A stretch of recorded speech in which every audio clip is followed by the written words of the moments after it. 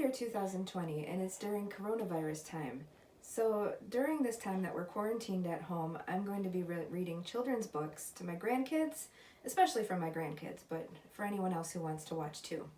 Today, I'm going to be reading Caps for Sale by Esphyr Slobodkina.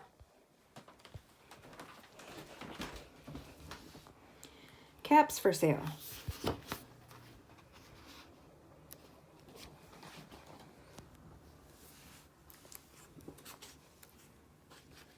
Once there was a peddler who sold caps, but he was not like an ordinary peddler carrying his wares on his back.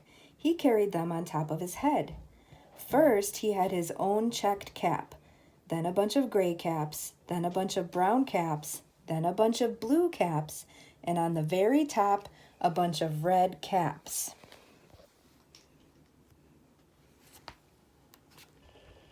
He walked up and down the streets, holding himself very straight so as not to upset his caps. As he went along, he called, "Caps, caps for sale, 50 cents a cap."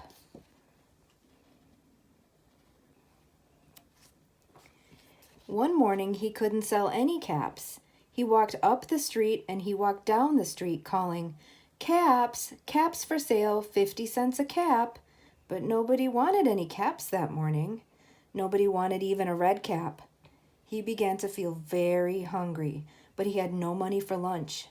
"I think I'll go for a walk in the country," said he, and he walked out of town slowly, slowly, so as not to upset his caps. He walked for a long time until he came to a great big tree. "That's a nice place for a rest," thought he. And he sat down very slowly under the tree and leaned back little by little against the tree trunk so as not to disturb the caps on his head. Then he put up his hand to feel if they were straight. First his own checked cap, then the gray caps, then the brown caps, then the blue caps, then the red caps on the very top.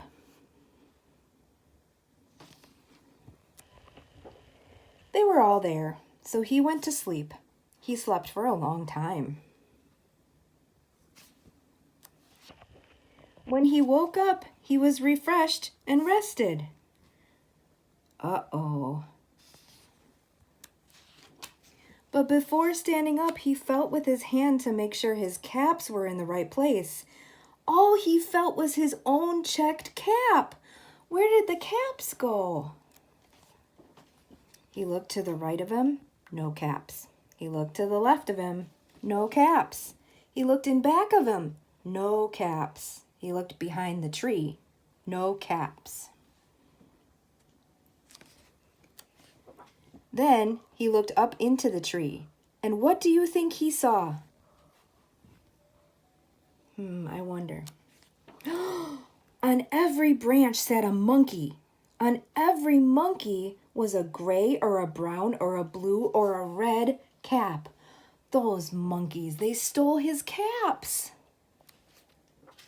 The peddler looked at the monkeys. The monkeys looked at the peddler. He didn't know what to do. Finally, he spoke to them. "You monkeys, you," he said, shaking a finger at them, "you give me back my caps." But the monkeys only shook their fingers back at him and said, "Tsk, tsk, tsk."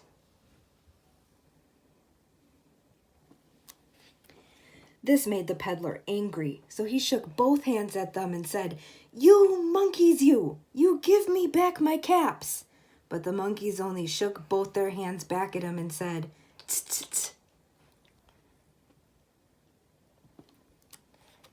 Now he felt quite angry. He stamped his foot and he said, "You monkeys, you better give me back my caps." But the monkeys only stamped their feet back at him and said, "Tsk, tsk, tsk."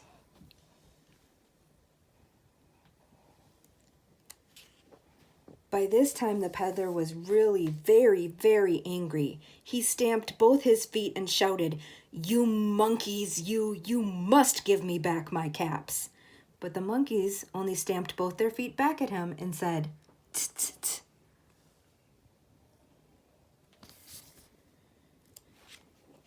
At last, he became so angry that he pulled off his own cap, threw it on the ground, and began to walk away. And guess what those monkeys did? But then each monkey pulled off his cap.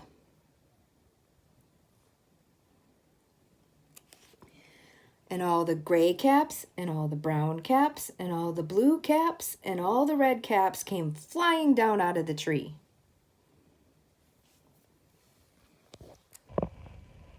So the peddler picked up his caps and put them back on his head. First his own checked cap, then the gray caps, then the brown caps, then the blue caps, then the red caps on the very top.